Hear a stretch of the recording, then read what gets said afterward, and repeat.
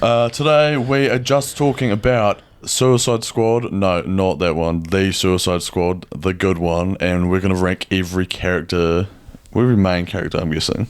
Yeah. From the film in order of, how do you rank these? Entertainment value. Entertainment, importance to the movie. Careness about them. Character development. Just in... performance. Yeah, performance as well. And like how well written they were. Yeah. But yeah, it's kind of going to be like a countdown style. Yeah. But should we just jump straight into it? Yeah. Dun dun dun dun. In 17th place, we have Blackguard, played by Pete Davidson. Is it just because it's Pete that he's last? No, he dies pretty much straight away. Yeah. The only real good thing was that he got shot in the head and like he saw his face get blown off. Yeah. He just did nothing for me personally in the movie. I don't know about you. It was Pete being Pete. Yeah. Dun dun dun dun. Number 16, we have Mongrel, played by Mei Ling Ni.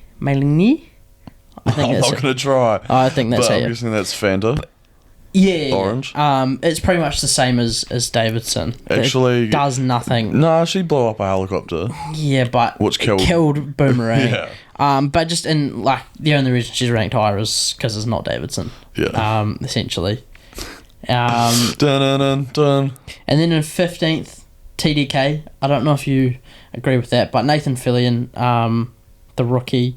He's not the worst, but like he does have some funny moments. I would have maybe put him a bit higher because I thought he was actually... I thought like just the scene of him with the arms was fucking hilarious. Yeah. But I guess it's like just such a micro part I just of the movie. kind of have everyone else, like I have reasons for other people being higher. Okay. But yeah, I mean he was funny, but overall his impact was a bit meh. Dun dun dun dun. And then in 14th we've got Javelin, played by Flula Borg. Yeah. He would be ranked lower than TDK, but his javelin does play quite a big part in the movie.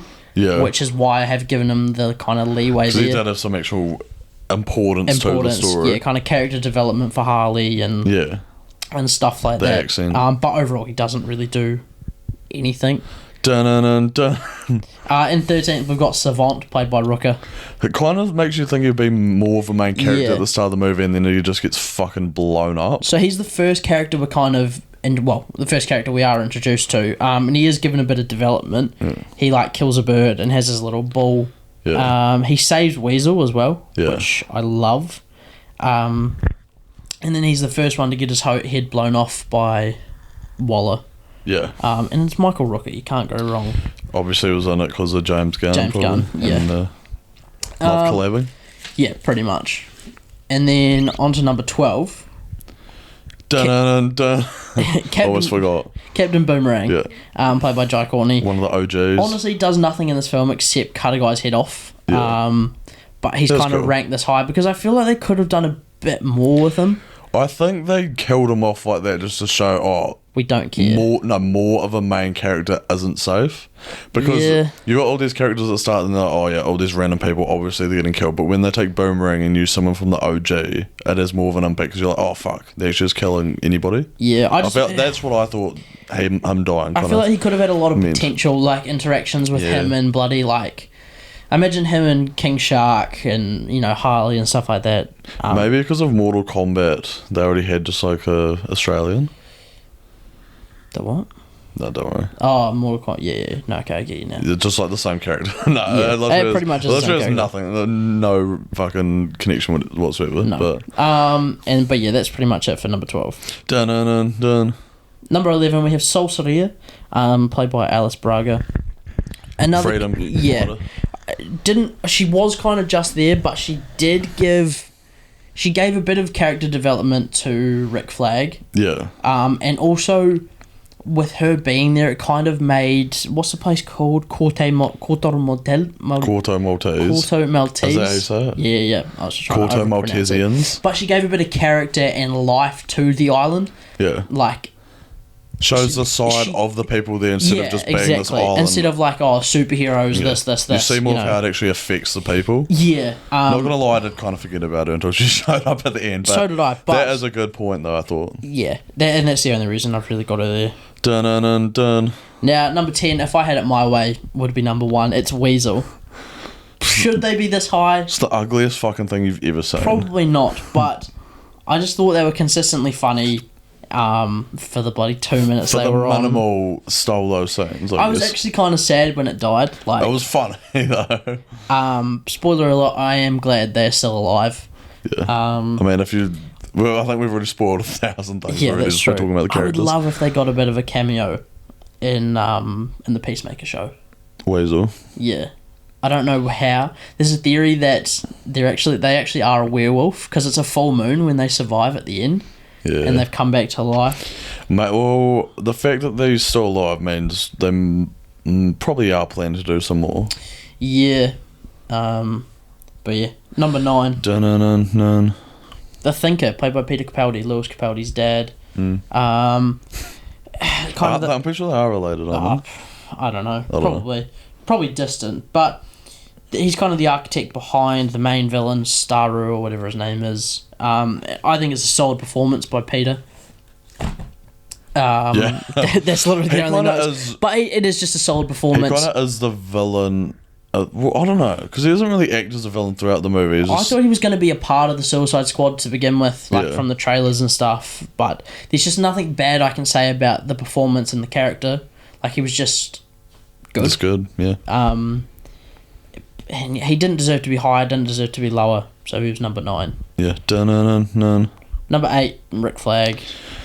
I thought written way better than the first movie and actually cared about him a bit more, because in the first movie he's like, oh yeah, military guy who goes with them, but here he's actually got a bit more personality and gets involved in a more effective way, I reckon. Yeah, and he kind of gives the perspective of, just because I'm working for Amanda Waller doesn't mean I share the same views, which are displayed like perfectly before the end. Yeah, well, pretty much everyone who works for her. Yeah. But he dies in the end, which is a bit sad. Yeah, X-Ray. Yeah. Dun. Number 7, we have Amanda Waller, played by Viola Davis. Incredible villain. Pretty much just as the actual villain, which was definitely big part of the first movie. I was like, oh, she's the actual villain. But I mean, that first movie, I don't ever want to talk about it. Yeah. Davis, obviously great actress, and it was an incredible performance by her. Perfectly cast. Like, I really hated her in this movie. Just shows no emotion, deadpan reading of lines, and it's just brilliant. Will murder children. And she gets her comeuppance at the end, which is nice to see. Yeah. I think she has the potential to be the villain that DC actually needs. And one that kind of carries on throughout the movies, instead of, with Marvel, where it's always kind of one-off every time, just have someone who's in a lot of movies. Yeah. Care about them a bit more. Yeah, definitely. And I think she's already earned her, care about status type thing. Yeah. But yeah. Dun-dun-dun-dun. On to number 6, Harley Quinn, played by Margot Robbie. Yeah, I feel like most people would have her higher. Yeah. But not me. No, but this is definitely my favourite iteration of Harley Quinn, we've seen so far. Margot Robbie is literally the perfect woman casting. Oh. But yeah. I find Harley Quinn annoying as fuck. I don't know about anybody else, but just all the shit she says, a lot of it I find cringy, not really funny. I don't know. Not that the performance is bad, but it's like, I don't know. I just thought maybe just as that character though. In this one, I just thought the performance was good. Apart from the middle part, was kind of good. And one note I had was that she really gives a family feel to the Suicide Squad, kind of brings them together and bonding and stuff like that. Because she's so crazy, but in a way, I don't know, works, so that makes everyone care about kind of what's happening. Yeah. But overall, I thought the performance by Robbie was good and character was not bad. Number 5, Bloodsport. Idris. I was worried about that Bloodsport was just going to be another Will Smith. Well, he almost was. I feel like he was a lot better, though. Backstory pretty much was. Yeah, but he made the character feel like its own. Oh yeah, I definitely liked him so much better than Deadshot. And I mean, we've already kind of said this in the actual review, just Idris Elba, I don't know. It was brilliant. What a man. But yeah, I feel like he had some scenes that really gave depth and character and backstory, for future iterations of Deadshot. Oh no, not Deadshot, Bloodsport. And he's forced to lead the team as well, so he's always kind of being... develops those leadership abilities. Always kind of being challenged the entire movie as he does it. And the father-daughter dynamic with him and Ratcatcher is great. And his bond, like, with everyone else in the film is good. Yeah. Like, he kind of has that connection with everyone. He has the banter with him and King Shark and the rivalry between him and Cena. That was my favourite part, He was just real good. Speaking of number 4, Ratcatcher 2. Yeah, Ratcatcher 2. Played by Daniela Melchior. I'm feeling that mainly just because of the character development. I just think she had a really good performance as well. Yeah. Like, she had some really good parts. And, I don't know. The backstory, I feel like, probably got you to care about her the most. And then at the same time, like, she actually has so much more of an impact than you think she would. Maybe more so than anyone else, because you're like, oh yeah, it controls rats, but then at the end it's like how they won. I mean, honestly, my notes here are pretty much talking about the brilliance of James Gunn. Just the fact that you can come up with, like, you can bring forward to me a character whose power is controlling rats. Why should I give a fuck? And but James Gunn just does the brilliant job, and I'm honestly not sure there's many others that could. Yeah. Well, yeah, he's just shown it again and again with Suicide Squad, this one obviously, and Guardians of the Galaxy. Yeah. Yeah. So, and also to the actress that played her, Daniela Melchior. I'm not sure how you pronounce her last name because she's Portuguese. Ronaldo. Yeah, Daniela Ronaldo. But she did really good with the character. I feel like she gave it her all and gave it a lot of kind of depth and feelings. And Taika played her dad, which was a great cameo. Yeah. Yeah. And yeah, she just had, like, there was just layers to the character, which I thought was really good. Dun-dun-dun-dun. Number 3, King Shark. Sylvester Stallone, perfectly cast, voice, just has to do the most minimal shit possible, but just, I don't know, because it's him, and it's just probably the funniest part. Well, easily one. Do you reckon it's the funniest character in the movie? He's easily got the funniest moments in the film.